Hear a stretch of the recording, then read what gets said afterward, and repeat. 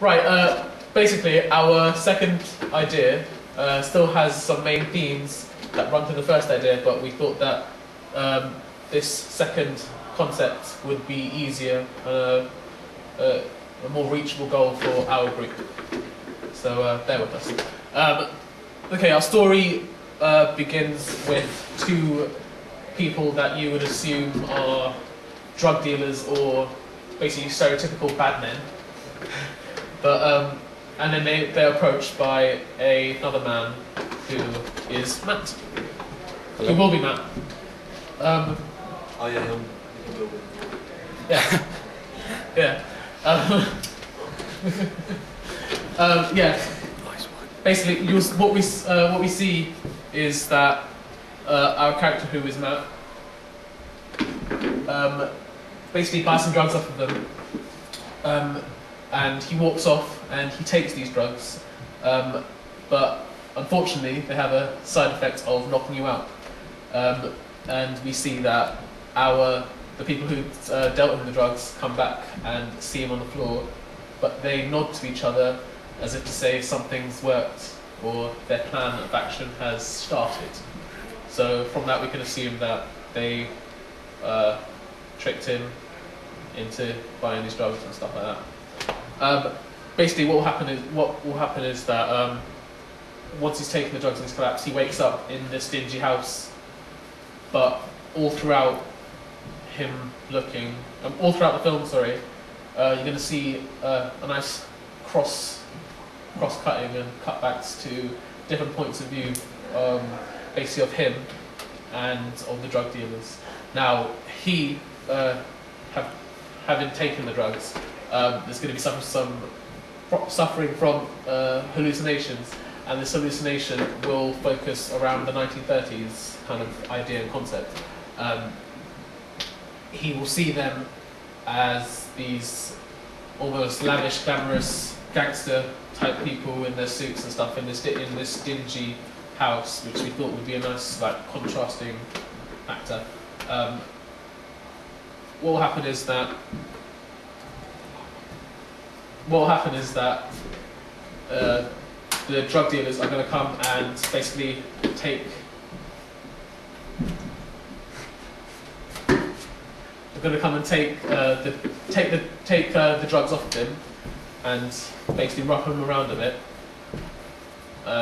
But the character who has taken the drugs sees this as almost an initiation of sorts into this gangsterish group, which is going to be signified by the giving of a tie, of a quite fashionable up-class tie. After that, you're going to see them walk out of the house, and from there, hopefully, what we're trying to portray is that he is a firm member of this group.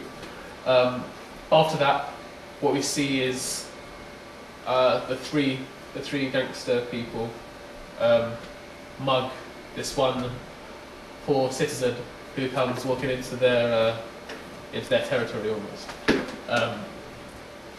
Then what happens is that we're going to again see the cross-cutting and the different points of view of the modern day people who haven't taken the drugs and the character who is Matt, who has taken the drugs and who sees everything through the 1930s. Now, we want to make it clear, other than the different filters, black and white and colour, that there's different times. So what we've done is that we've come up with the idea that the mugging from the 1930s is not going to be as violent as the one in the modern day. So the character who's Matt will see the other two gangsters rough him up effectively, but not badly, just enough to scare him and take his wallet off of him and then send him on his way. And basically the modern day one will just really be, we'll do the exact same thing, but rough him up a bit more and leave on the ground lying down to pass out or wake up, whenever he does. Literally after that, I'm going to cut to this scene of everyone walking off into the distance and we wanted to get the idea that almost like a merge of the two realities into one.